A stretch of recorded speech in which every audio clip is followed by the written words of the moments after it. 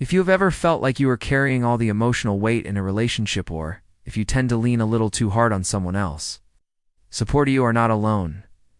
Most of us were never taught what emotional responsibility means, and even fewer of us know what it looks like when it is mutual. But when two people learn how to take ownership of their emotional world and show up with empathy for the other, that is, when relationships stop feeling like work and start feeling like home. My name is Zane.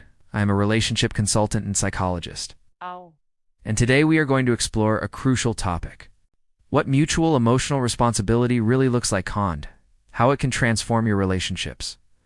Let's dive in deeply. Number 1. What emotional responsibility is and is not. Emotional responsibility means taking ownership of your feelings, triggers, and responses. It does not mean blaming yourself for everything, and it does not mean suppressing your needs to keep the peace. It is the quiet ability to say, "This is what I feel," without making it the other person's fault or their job to fix it. Mutual emotional responsibility is when both love partners do this, when both self-reflect, regulate, and express themselves in ways that invite connection instead of conflict. Number 2. When both people do their work. In a relationship grounded in mutual responsibility, each person does their emotional work. They recognize their patterns. They know their wounds. And they take steps to own them instead of projecting them. One person might say, "When you got quiet, I felt abandoned, but I know that comes from my past." The other might respond, "I did shut down. That is on me, and I see how it impacted you." That kind of conversation changes everything.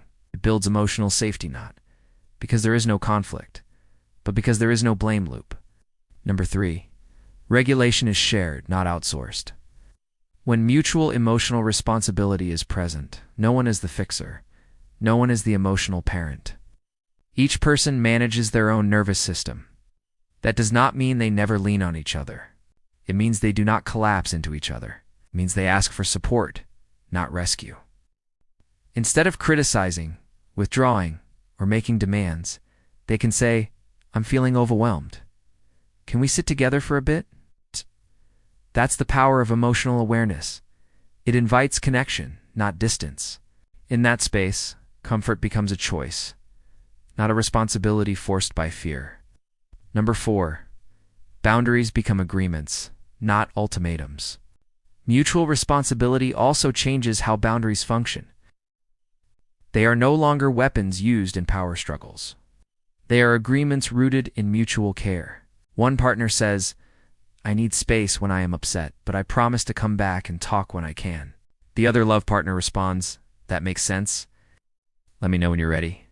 In that dynamic, boundaries aren't walls. They create clarity, safety, and mutual respect. Clarity builds trust. This is what partnership looks like, not just romance, but repair. Number 5. It transforms the energy of the relationship. When both love partners are emotionally responsible, the entire energy of the relationship shifts. There is less anxiety, less guessing, less burnout. Communication becomes cleaner. Conflicts are shorter. Affection feels safer. The relationship becomes a container for growth, not just a coping mechanism for unhealed pain. You start to trust not just each other, but the connection itself.